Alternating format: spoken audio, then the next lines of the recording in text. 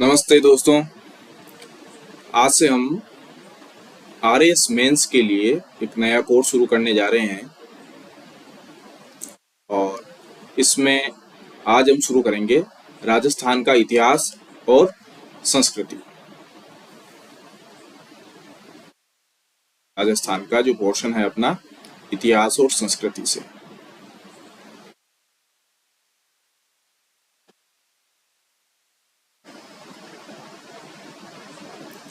ये पोर्शन अपना प्री और मेंस दोनों में बहुत महत्वपूर्ण है और प्री में यहाँ से लगभग हम अगर ये माने कि 200 नंबर और 100 क्वेश्चन है तो 100 क्वेश्चन में से मान के चलिए कि लगभग 15 क्वेश्चन यहाँ से, और मेंस में ये जो पोर्शन है अपना ये लगभग 20 से 25 नंबर का पोर्शन,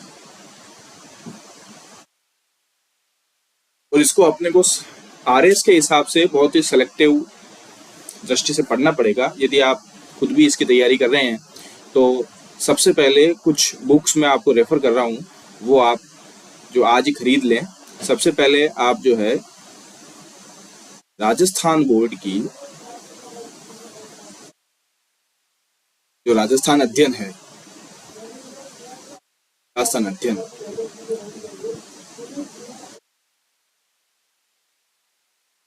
इसकी कक्षा 9 और 10 ये 2 किताबें आप खरीद लें। उसके बाद आप एक किताब खरीदें हुकुमचंद जैन की, हुकुमचंद जैन।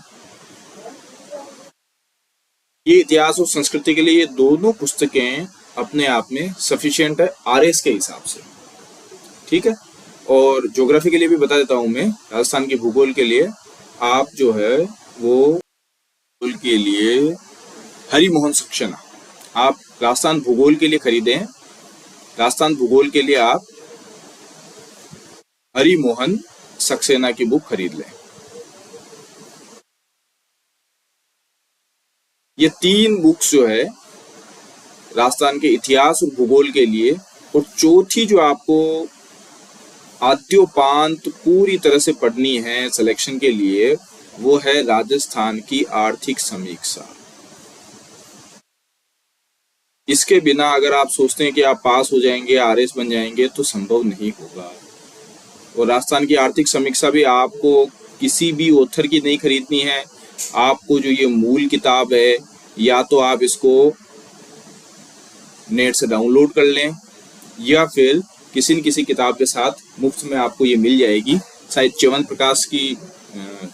प्रकाशन की कोई बुक है, उसके साथ ये आ जाएगी, लगभग 200 रुपए की पड़ेगी। ये आप खरीद लें, इसमें आपको सारी योजनाएं और वो सब चीजें यहाँ से मिलेगी, ठीक है। समझ में आ गया? तो ये 4 चीजें आपको खरीदनी ही है, इसके अलावा और कोई विकल्प नहीं है।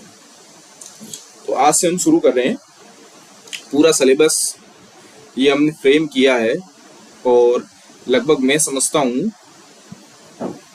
90 डेज में हम प्री और मेंस ये पूरा सिलेबस पढ़ लेंगे। ये जो रोज हम जो भी पढ़ेंगे, इसके नोट्स जो है पीडीएफ की फॉर्म में अपन डाल देंगे।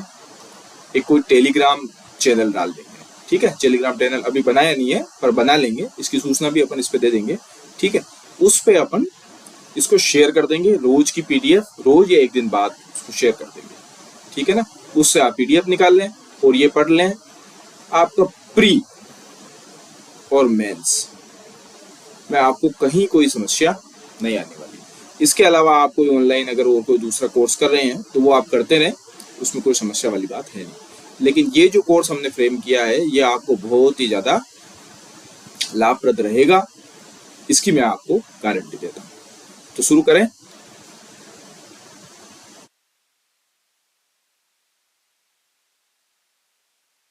चलिए शुरू करते हैं। तो सबसे पहले राजस्थान के इतिहास को हम शुरू करेंगे। इतिहास, ठीक। इतिहास है क्या? इतिहास है इति हैदन आस, यानी इससे जो पहले निश्चित रूप से हो चुका हो वह इतिहास है। हम किसी भी काल के इतिहास को यदि हम पढ़ना शुरू करते हैं तो उसको मोटे मोटे तौर पे हम बांटते हैं, एक तो पूरा पाषाण काल में, ठीक है, दूसरा हम बांटते हैं उसको मध्य पाषाण में, और तीसरा हम बांटते हैं नव पाषाण में।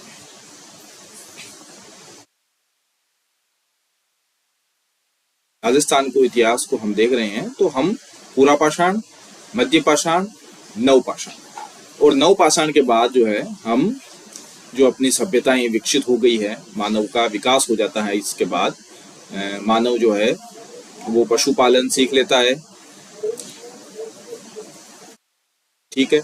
और हम सब जानते हैं कि जैसे जैसे पशुपालन और कृषि का विकास हुआ, कृषि के विकास के साथ ही बस्तियां स्थायी रूप से बसने लग गई थी,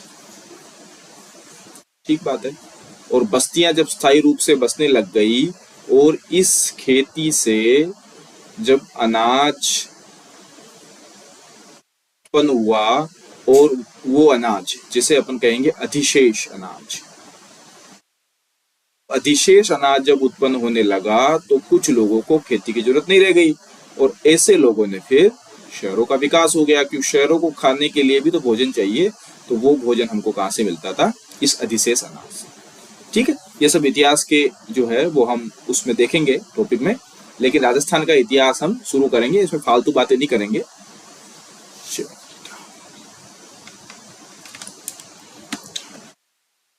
तो इसमें हम सीधा सीधा यहाँ से शुरू कर देंगे।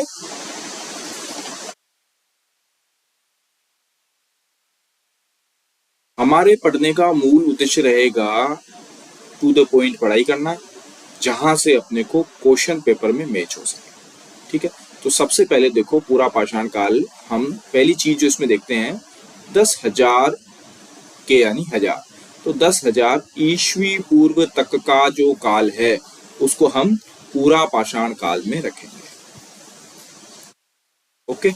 10,000 ईस्वी पूर्व तक।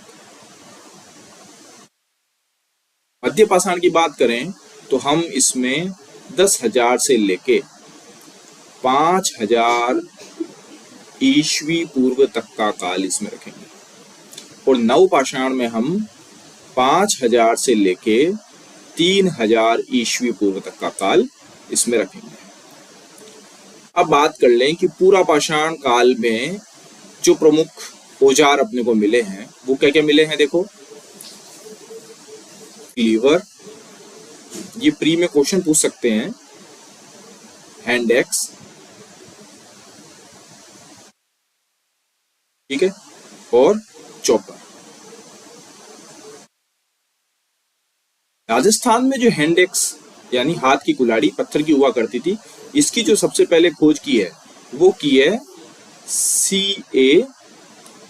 हैवेट ने, जयपुर में, ठीक है, C.A. हैवेट ने जयपुर में, इंद्रगढ़,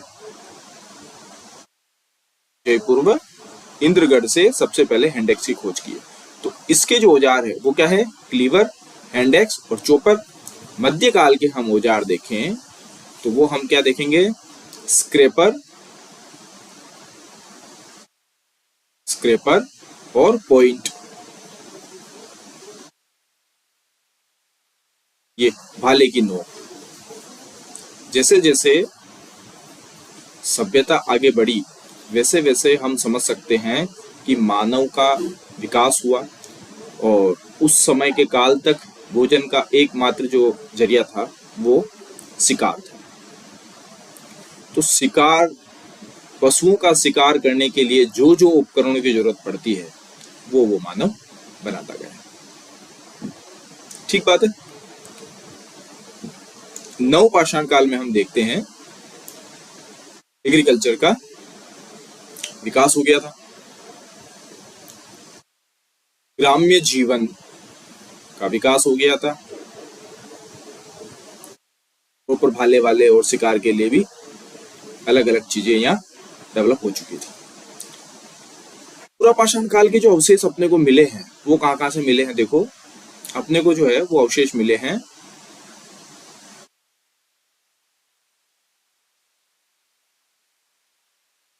बेड़च, बनास और गंभीरी नदी के तट से। और यहाँ के मध्य पाषाण काल में भी हम अगर देखें तो वही लूनी और इसकी सहायक नदियां,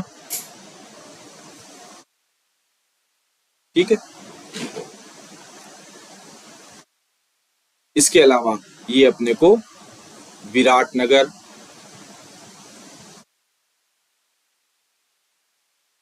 बागोर, ठीक है। मध्य पाषाण काल में पशुपालन शुरू हो गया था, पर कृषि का विकास हुआ था क्या? नहीं। क्यों? क्योंकि कृषि का विकास किस काल में हुआ? नवपाषाण काल में, ठीक है। पशुपालन करते थे, लेकिन ये यायावर जिंदगी जीते थे, क्योंकि बस्तियों का संबंध किससे है? एग्रीकल्चर से है, ठीक है। और पुरापाषाण की बात करें तो आग का आविष्कार इसमें हो गया था, ठीक है, लेकिन अभी भी पहिए का आविष्कार इसमें नहीं हुआ था। आग का आविष्कार हो गया था और पहिए का आविष्कार नहीं हुआ था। और ये जो उपकरण हमने देखे हैं, क्लीवर, हैंड एक्स, चॉपर, जो भी उपकरण वहां मिले हैं वो किस पत्थर के मिले हैं? क्वार्ट्ज पत्थर के। क्यों? क्योंकि क्वार्ट्ज पत्थर कोमल होता है, धार निकालना आसान होता है, ठीक है। तो इस पत्थर के उपकरण अपने को मिलते हैं। ये हो गया अपना पुरापाषाण काल, ठीक है।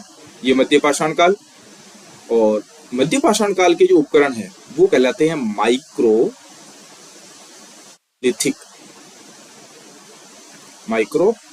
उपकरण,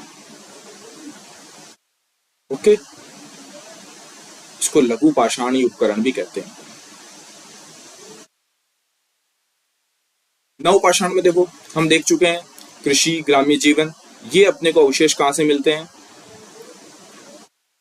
वही, एक तो बागोर से, दूसरे अपने को मिलते हैं ये तिलवाड़ा। आप देख रहे हो कि लगभग नदियों के किनारों से ही अपने को ये अवशेष मिल रहे हैं। तिलवाड़ा से, समदड़ी बाड़मेर से, तिलवाड़ा समदड़ी ये लूनी नदी के हैं, ये बागोर बनास नदी के हैं, ठीक है। और गिलूंड से, ये भी बनास नदी के कांठे में ही है। इसके अलावा अपने को पालिश युक्त मृदभांड मिलते हैं यहाँ से, पालिश वाले मृदभांड, ओके। नवपाषाण काल तक व्यक्ति की बुद्धि का जो है वो थोड़ा बहुत विकास हो गया था, इसलिए अपने को शैल चित्र भी मिलते हैं। नवपाषाण काल में अपने को शैल चित्र भी मिलते हैं। ये शैल चित्र अपने को कहाँ से मिलते हैं? सबसे पहले तो शैल चित्रों का विषय होता क्या था? ज्यादातर जो है वो आखेट होता था, क्योंकि जीवन का, जीने का सबसे बड़ा स्रोत ही उस समय आखेट था। शिकार के बिना आप जीवन की कल्पना कर नहीं सकते थे, ठीक है। तो आखेट के दृश्य मिलते हैं। ये कहाँ से मिलते हैं? देखो, अरावली की पहाड़ियों में मिलते हैं, है ना, और चंबल घाटी में मिलते हैं। इसके बाद छाजा नदी है ये बूंदी में, यहां से मिलते हैं, राइट। आलनिया से मिलते हैं, आलनिया कोटा, और विराटनगर से मिलते हैं। इस प्रकार पुरापाषाण काल, मध्य पाषाण काल और नवपाषाण काल। तो मुझे लगता है कि अगर कोई क्वेश्चन आया तो इससे बाहर जाने की संभावना ना के बराबर है। चलो अब कांस्य युगीन सभ्यताओं में हम शुरुआत कर लेते हैं।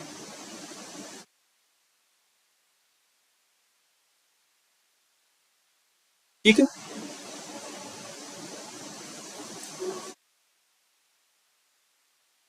कांस्य युगीन सभ्यता। कांस्य युगीन सभ्यताओं में सबसे पहले हम देख लेते हैं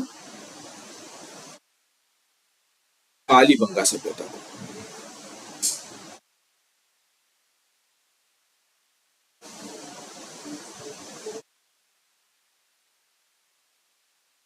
ठीक है, कौन सी सभ्यता है? कालीबंगा सभ्यता। ये जो काल है इसका, वो अपने को 2370 ईस्वी से 1750 ईस्वी पूर्व तक का जो काल है वो कालीबंगा सभ्यता का माना जाता है। अब देखो, मेंस के दृष्टिकोण से देखें, यदि पूछा जाता है कालीबंगा सभ्यता के बारे में, तो अपने को क्या क्या लिखना है? जो पहली चीज अपने को लिखनी है किसी भी क्वेश्चन में, वो है जैसे कब। फिर सेकंड चीज आएगी कहाँ। थर्ड चीज आएगी कौन।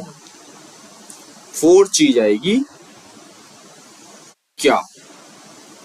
और फिर जो चीज अपने को लिखनी है वो लिखना है एक पंक्ति में इसका महत्व। जैसे 50 शब्दों का अगर प्रश्न है, 50 शब्द, तो अपने को ये टॉपिक क्लियर करते हुए कम से कम एक लाइन में उसका महत्व जरूर लिखना है कि आप लोग जो है वो आरएस के एस्पिरेंट्स हैं। ठीक है, तो आपकी तार्किक बुद्धि चीजों का निचोड़ निकाल सकती है क्या, चीजों का निष्कर्ष निकाल सकती है क्या, ये एक बहुत ही महत्वपूर्ण चीज है। यदि आपको फैक्ट सारे याद है, लेकिन यदि आप महत्व और निष्कर्ष जैसे महत्वपूर्ण बिंदु चूक जाते हैं, तो निश्चित रूप से आप मान के चलिए कि आपको बहुत अच्छे नंबर नहीं मिलेंगे। ठीक है, तो सबसे पहले कब मिली है, तो कभी हमने देख लिया 2370 ईस्वी से 1750 ईस्वी पूर्व के बीच की है यह सभ्यता। ठीक है, अब हम देख लेते हैं दूसरी चीज है कहाँ। तो ये मिली है हनुमानगढ़ में।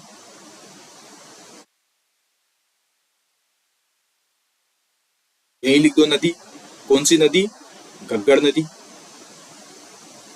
ठीक है, इसके कांठे में जो है ये मिली है। अब उत्खननकर्ता कौन थे? तो हमको पता है बीबी लाल और बीके थापर, ये इसके उत्खननकर्ता थे। ठीक है, अब जो है वो क्या है, क्या में आप काफी सारी चीजें लिख सकते हो। जैसे कालीबंगा का अर्थ क्या है? एक तो काली चूड़ियां। ठीक है, तो काली चूड़ियां हैं, ये लगभग 5 स्तरीय सभ्यता है। यानी हम इसको किसके समकालीन मानते हैं? हड़प्पा के समकालीन। लेकिन ये पूर्व हड़प्पा और प्राक हड़प्पा काल में भी विकसित रही। यानी हड़प्पा पूर्व के अवशेष भी यहाँ से मिलते हैं और हड़प्पा बाद के हड़प्पा के अवशेष भी मिलते हैं। यहाँ क्या चीजें मिलती हैं? सबसे पहले वही जो हड़प्पा में मिलती है, अपने को लिखना है।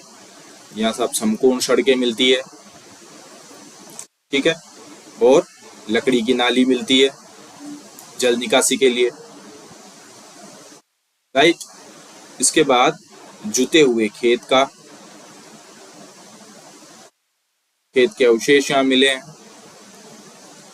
ठीक है ना, ग्रीड पैटर्न पे खेतों के, यानी ये यहाँ एक फसल और यहाँ दूसरी फसल, इस तरह के अवशेष मिले हैं।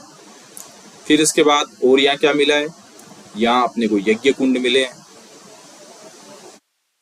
राइट, इसके बाद और क्या चीजें मिलती है?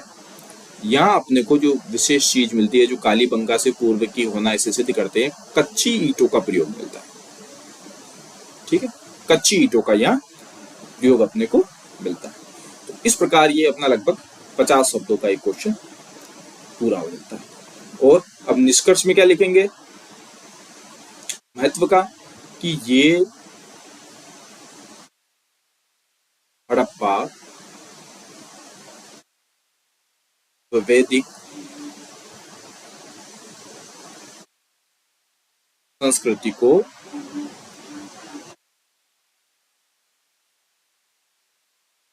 ठीक है जोड़ती है। ठीक है ना।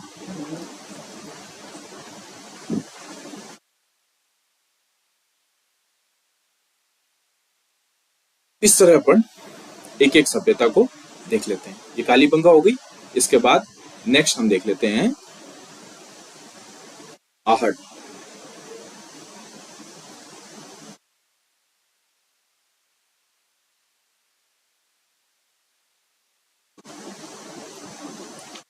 नेक्स्ट है अपनी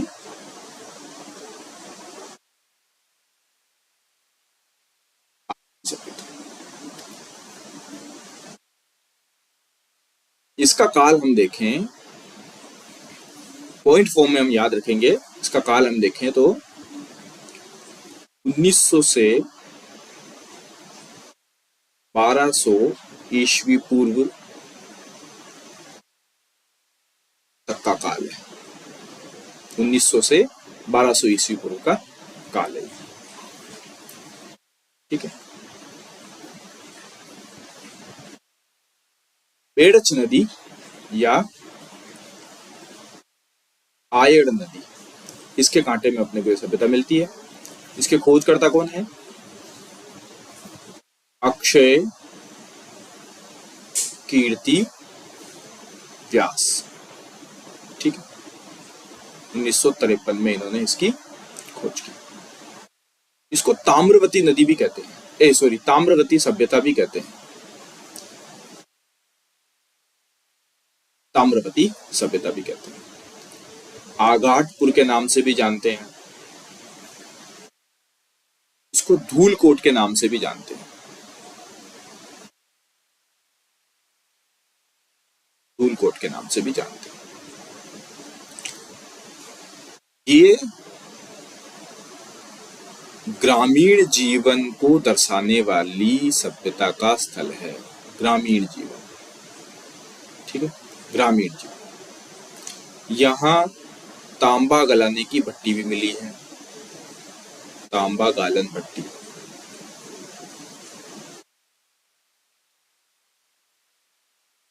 इसके अलावा 6 यूनानी मुद्राएं मिली है। इससे क्या स्पष्ट होता है? 6 यूनानी मुद्राएं मिली है। इससे स्पष्ट होता है कि यहाँ के लोग यूनान से व्यापार करते थे। इसका मतलब आहड़ जो है एक व्यापार का बहुत बड़ा स्थल रहा है। 6-7 चूल्हे मिले एक ही मकान में। इससे सामूहिक परिवार का संकेत है ये, कि परिवार के लोग जो है सामूहिक रूप से एक ही मकान में रहते थे, लेकिन उनके चूल्हे अलग अलग थे। ठीक है। और सामूहिक भोजन बनता था, काफी सारे लोगों का भोजन। और यहाँ से जो है एक टेराकोटा यानी मिट्टी का एक बनासियन बुल मिला है। बुल।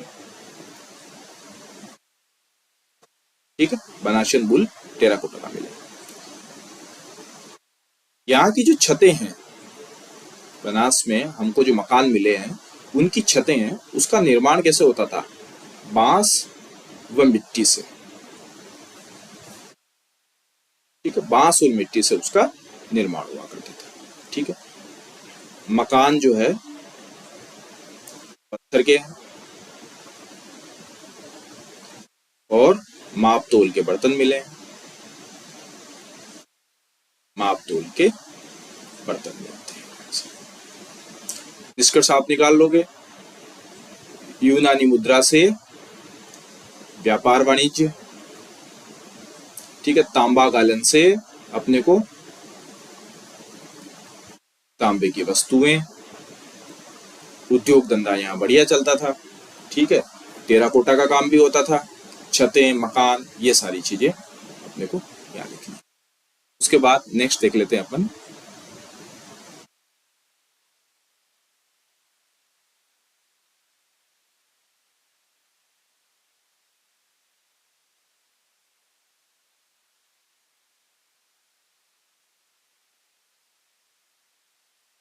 नेक्स्ट हम देख लेते हैं गिलून।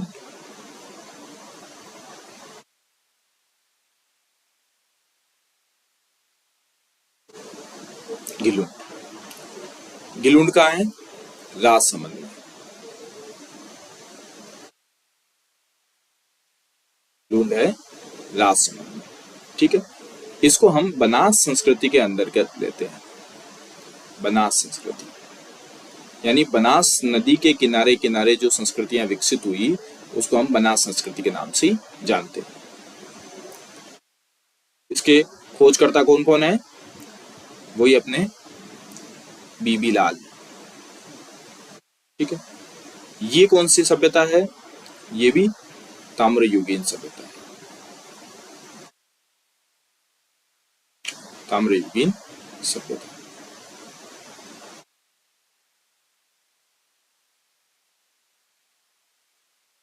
ताम्रयुगीन अस्त्र शस्त्र भी मिले हैं यहां से।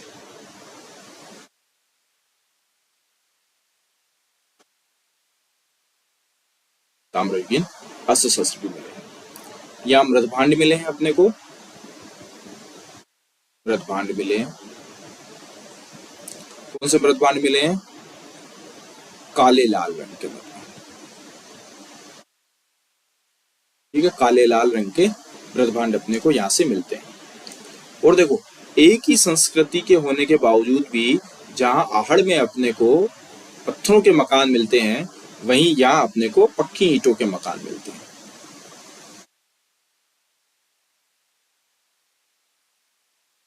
ईंटों के मकान मिलते हैं। ठीक है,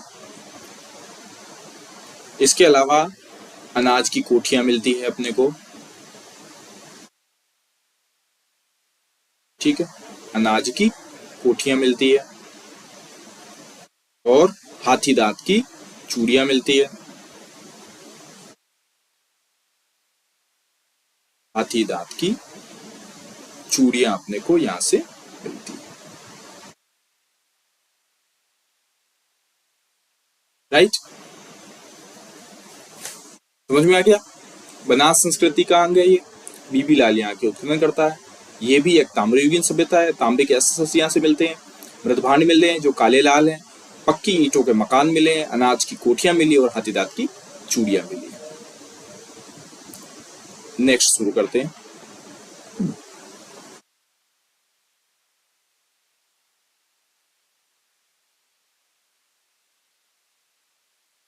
नेक्स्ट है अपना उजियाना।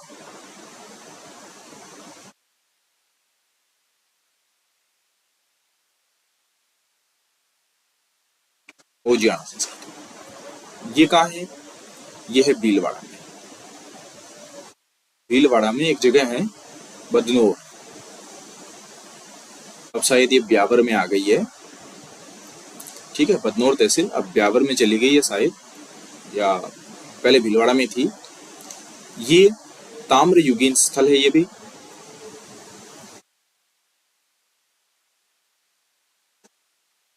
ताम्रयुगीन स्थल है और वही आहड़ संस्कृति का प्रभाव है यहाँ भी। ठीक है, खोज इसकी मिस्टर B.R. मीणा ने यहाँ की है। यहाँ से जो मिली है वो है बेल मिला है, एक बेल। ठीक है, वही बनाशियन बुल जो हर जगह से मिलता है अपने को, उस पे सफेद रंग का है, वो पुता हुआ है। सफेद रंग से पुता हुआ है, वो सफेद रंग का है वो बेल। ठीक है, नेक्स्ट स्थल देखें हम, लाहुरा।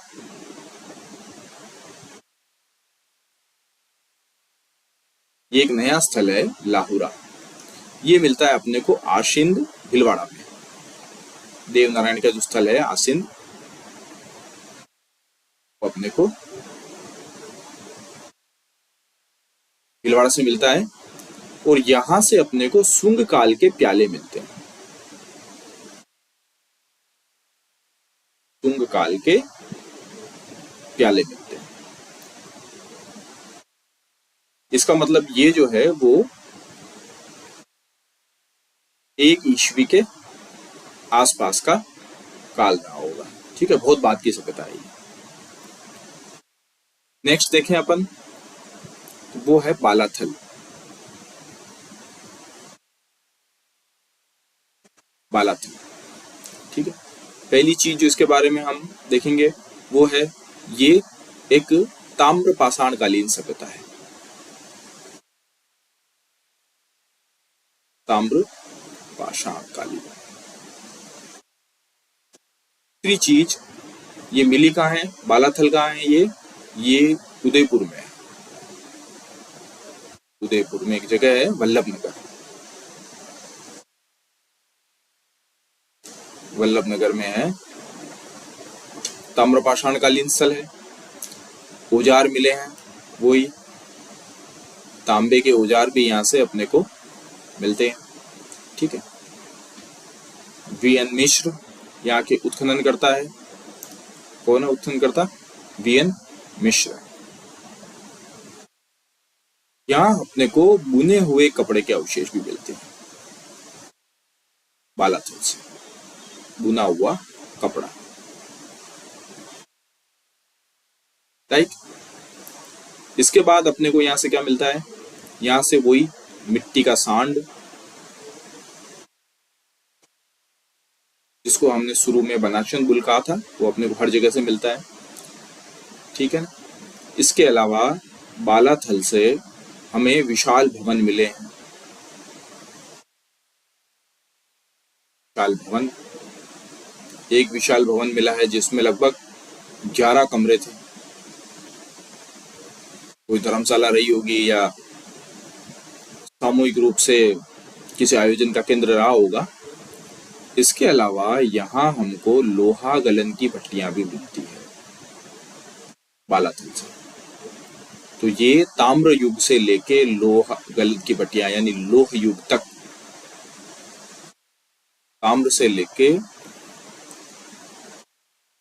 लोह युग तक संस्कृति का केंद्र रहा है। काफी सारे स्थल ऐसे हैं जिसके कई सारे स्तर होते हैं, यानी वो कई शताब्दियों तक वो स्थल जो है वो विकसित रहता है, वहाँ लोग रहते हैं। कई बार कोई स्थल उजड़ जाते हैं, ठीक है, ये समय का प्रभाव है।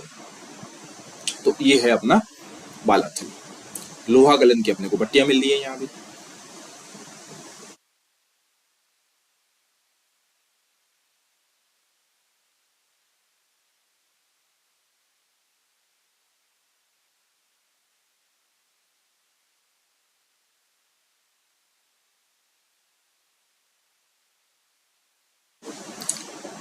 बालाथल के बाद हम देखते हैं रंग महल।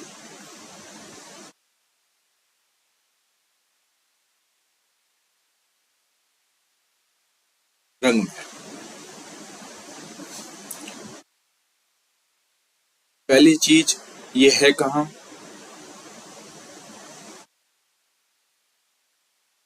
मानगढ़ में है, ठीक है। ककगढ़ के तट पे है। यहां से अपने को 3 बस्तियां मिली है।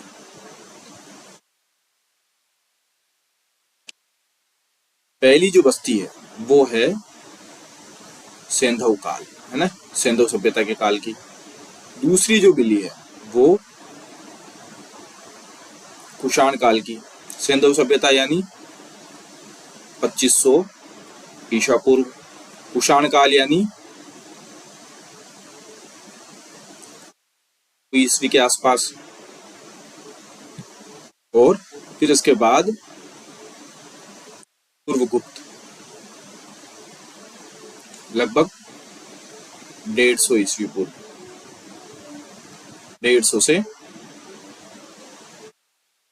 250 ईस्वी, सॉरी, ये जो है 100 ईस्वी के आसपास, और ये 150 से 250 ईस्वी के आसपास पूर्वगुप्त। ये अपने को 3 स्तर यहाँ से मिला। यानी ये रंग महल स्थल जो है ये काफी समय से लगातार विकसित था, क्योंकि घग्गर नदी के तट पे था, ठीक है। इसकी खोज जो है वो की है हन्नारिड ने,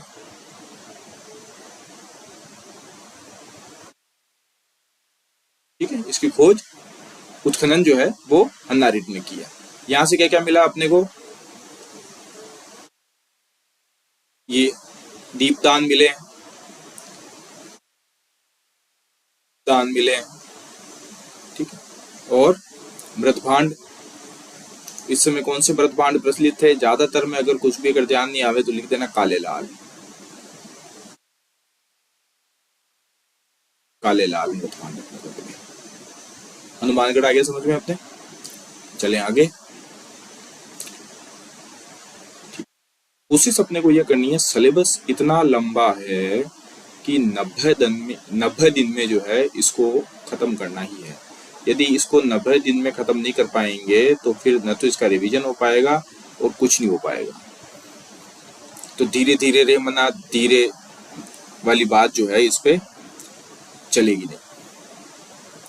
नेक्स्ट हम देख रहे थे नोह।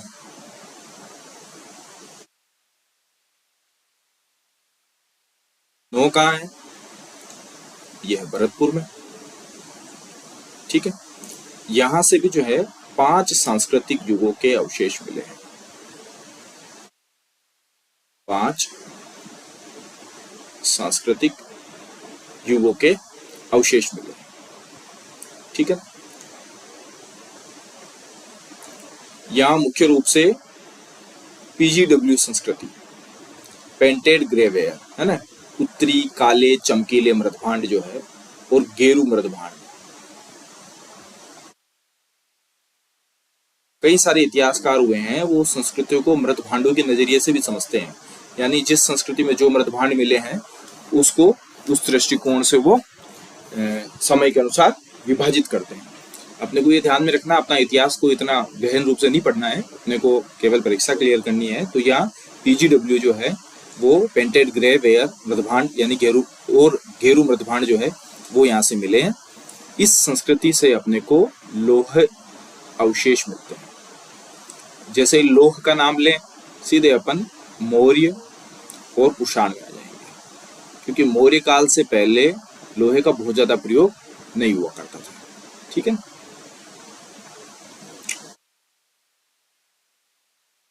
इसके बाद यहां से चक्रकूप के अवशेष मिले हैं। चक्रकूप क्या है? ये एक तरह के कुएं ही हैं, धारीदार कुएं होते हैं जिसको अंदर से बांधा जाता है, जैसे पक्के करने की कोशिश की जाती है ना, वैसे चक्रकूप है, ठीक है। यक्ष प्रतिमा मिली है यहां से, और पक्की ईंटों का प्रयोग हुआ है। बाद की सभ्यता है तो निश्चित रूप से पक्की ईंटें तो यहां से अपने को मिलनी थी, ठीक है। अब अपन देखें कि नोह को हमने देखा है कि लोह काल है, लोह काल के अपने को अवशेष मिले। तो यदि अपन लोह काल को देखें कि लोह युग के अवशेष अपने को कहां कहां से मिले हैं, तो हम देख सकते हैं जोधपुरा, ये जयपुर में है।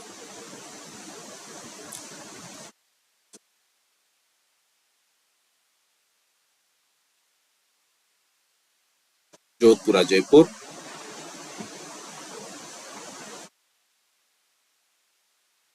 सोनारी झुंझुनू, रेड टोंक, ठीक है। इस तरह से अपने को यहां से लोह काल के अवशेष मिले।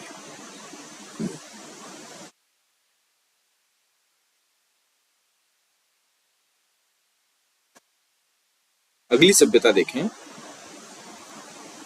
बेराट। बेराट स्थल जयपुर, नदी बाणगंगा, ठीक है। पाषाण काल के निवास का भी यहाँ से उल्लेख मिलता है। हमने देखा कि काफी शैल चित्र भी यहाँ से मिलते हैं, और हमने शुरू में ये देखा, ये देखो विराट मध्य पाषाण काल के, ठीक है। यहाँ भी हमने ये विराट देखे, तो शैल चित्र भी यहाँ मिले हैं, और मध्य पाषाण काल के जो अवशेष है वो भी यहाँ से अपने को मिलते हैं। शैल चित्र मिले हैं यहाँ से, शैल चित्र।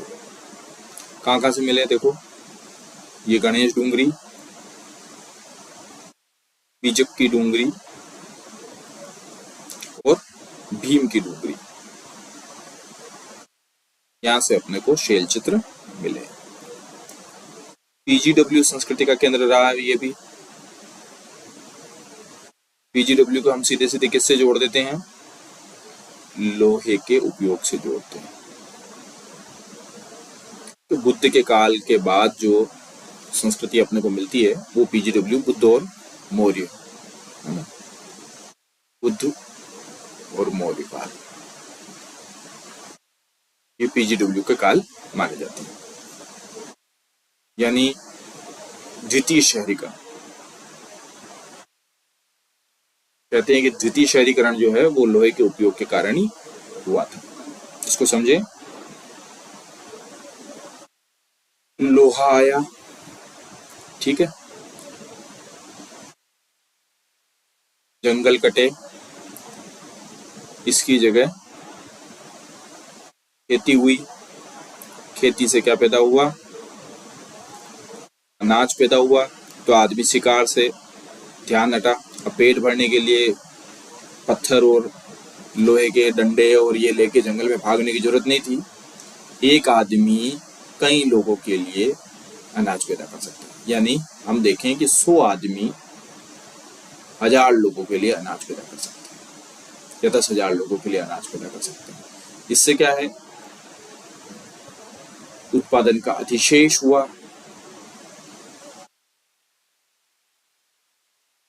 ठीक है, उत्पादन का अधिशेष हुआ। इससे क्या हुआ, शहरों का विकास हुआ। शहर किस पे केंद्रित होते हैं, व्यापार वाणिज्य पर। ये आपकी दूसरे शहरीकरण का कारण, ठीक है, पीजीडब्ल्यू हो गया। इसके बाद बेराट से ही मौर्य युग के अवशेष मिले, मौर्य युग के अवशेष मिले। स्तूप मिला है हीनयान स्तूप,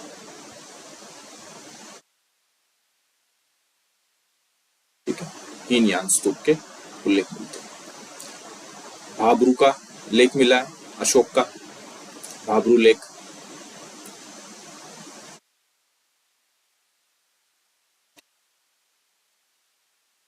और 36 चांदी की मुहरें मिली है,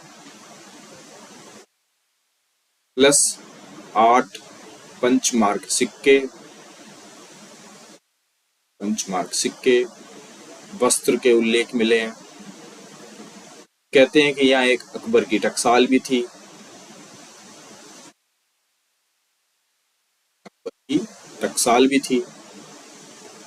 इसके अलावा यहाँ 28 मुद्राएं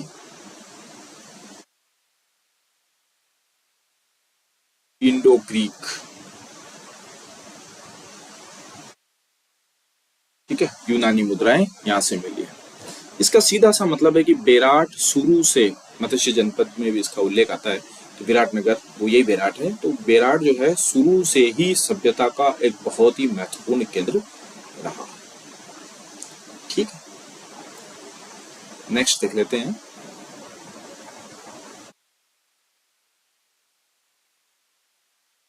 नेक्स्ट है अपना गणेश्वर।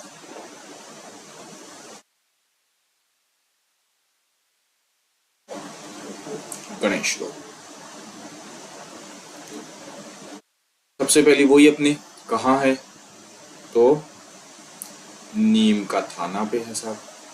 नीम का थाना कहाँ है, सीकर में है। अब तो डिस्ट्रिक्ट बन गया सर नीम का थाना। नदी अपनी कांतली नदी, 2800 ईस्वी पूर्व के आसपास का काल है ये, ठीक। कुछ आर.सी. अग्रवाल ने की है। ताम्र संस्कृति की जननी कहते हैं इसको, ये बहुत ही महत्वपूर्ण है। ताम्र संस्कृति की जननी, इसको क्या कहते हैं, ताम्र संस्कृति की जननी कहते हैं। क्यों, क्योंकि यहाँ लगभग 99% जो है शुद्ध तांबे की उपयोग हुआ है। मृदभांड मिले हैं कपिशवर्णी मृदभांड,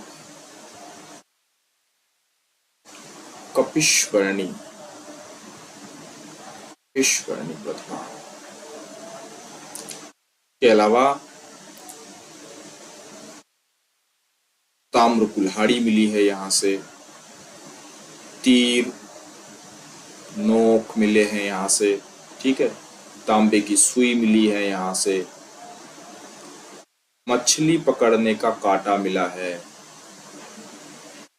तांबे का, वो भी, चूड़ियां मिली है और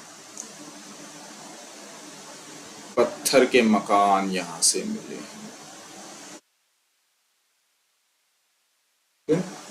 पत्थर के मकान यहाँ से मिले हैं। ओके, इस सभ्यता का हम एक भाग और बनाएंगे, ठीक, वो नेक्स्ट वीडियो में देखते हैं।